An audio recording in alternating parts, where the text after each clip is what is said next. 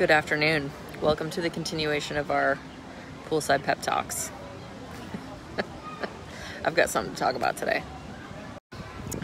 I once had a fellow author tell me, oh, being an author is great. You'll always have a career because a lot of people will read the books and figure out what they should do, but most people will never do the work. So they will continue to buy all of the books that you write without actually doing any of the work. They'll want to, they feel like they should, but the actual execution is missing for most people. And I thought, oh man, that is sad. I don't want to be a writer who continues to put out books and then have nobody actually see what the information can do for them, right? That doesn't feel good. I don't want to be a part of that. But they were right. Most people will never actually do the work. And I've learned that through my years of coaching and teaching and writing and Instagram and Facebook and all the stuff. Most people will never actually do the work, the hard part, when it actually comes to pushing themselves, stretching themselves. People have a really hard time doing that because it hurts. And there's an aversion to mental pain. This is the same aversion that I have to physical pain. So, same thing in the health industry, where you can put out workouts all day long, put out nutrition plans all day long, and people will pay for them and never actually do the work. And I fall victim to that all the time. I'm just not as averse to mental pain as I am to physical pain, right? And one thing that I notice women do over and over and over again, and I shouldn't say just women, because I haven't looked to see what men are doing, but one thing that I notice women for certain do over and over and over again is they look for the shortcut. They look for who's going to tell them step by step exactly what that person did to get them to where they're at, and then I'll just copy that and that should work for me. Right? I've seen a lot of subpar advice go and spread like wildfire simply because there are steps, step by step. This is what you have to do and it will lead you to this end goal, even though I know that that's not real. I can give you guys the step-by-step of whatever I did at the beginning of my business. This is what I did. This is how I filled my time. And there is no way that anyone else could replicate exactly what I've done because we're different people. We know different people. We know different things. We have different skills. We have different talents. It's all different. So if I told you step-by-step what I did, there's no way that you going out and doing that will result in the same thing. Does that make sense? Like, we need to stop thinking that there is a one-size-fits-all success method. And yet, for some reason, we're very smart people, and we believe that. We believe that one-size-fits-all is a thing. Or we believe that very successful people are just holding back from us and not telling us what it was that made them successful. And I don't believe that either. I actually think that most very successful people are very open and honest about the things that they've done. It's just that the truth is that, you know, hustle is not sexy. There's no one-size-fits-all hustle. And so there's nothing that we can tell you or that I can tell you or that another person successful can tell you that will basically open the door for you. Like we're just like opening the door. Here you go, walk right in. It's so easy. That's not real. I'm gonna come out and tell you that you are wasting your time. If you have picked up a book that has a recipe for success in it, you are wasting your time. I know, those are strong words.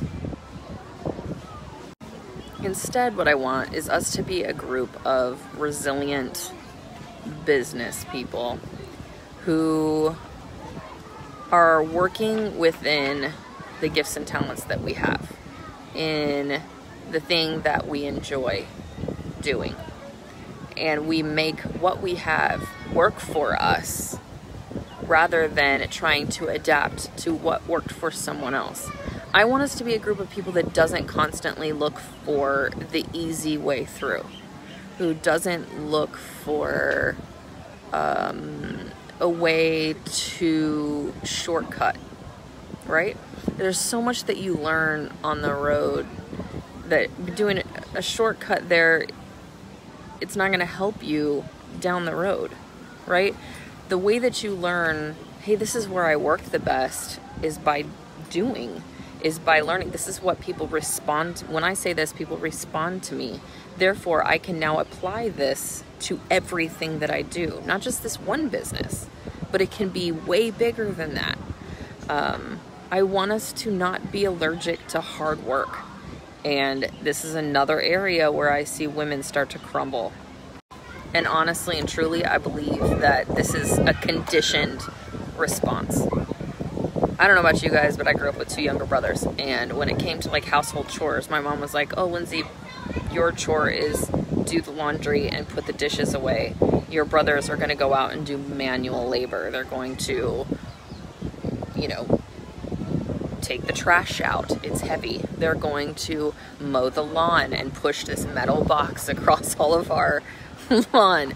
It's manual, physically hard labor. And growing a business is not only mentally draining, it is physically draining. And I think we're conditioned to be averse to physical labor, right? And I just think this is just the way that our culture is. And you know, not that my mom did it wrong or, you know, nothing like that. I think that we're conditioned to look for what's softer and easier. I know, again, bold words, I know it's probably rubbing up against a lot of you guys right now. You know, we often use the marathon versus sprint idea when it comes to business. But that's really true. We're conditioning ourselves for a marathon here. Building a business, living in your purpose is going to be hard. You're going to sprain an ankle every so often. You're going to want to quit because you're so tired. You're going to cry because it's so hard. And that's how it's supposed to be. We are weeding out the weak. You are not weak. You are not to be weeded out. You just need to buckle down and do the really hard thing and put in the hours and the time, because this is not going to come out of nowhere magically because you found some like 5-step program that told you this is how you build a successful business. That's not real. It's going to take a long time and it's going to be hard, and there's going to be a lot of effort put into it. You're going to cry over it and you're going to celebrate over it.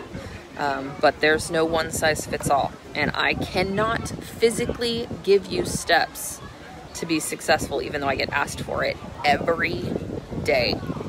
Every day I get asked for steps. There are no steps. Stop. Stop asking for them because they're not real. The things I think you should know about yourself are your personality type based on the Enneagram. I think it's going to help you not only understand yourself, but everyone else and how they see you.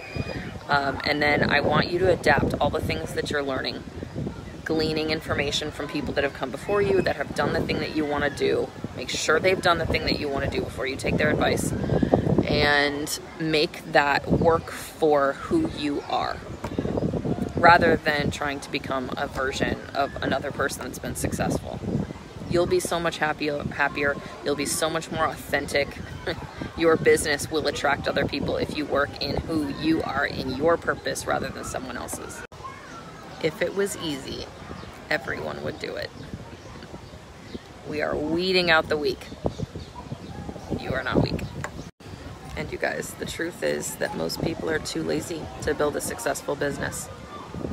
Most people are too lazy. They don't have it in them. They just don't want to have it in them, and that's okay. That's their choice. How about you?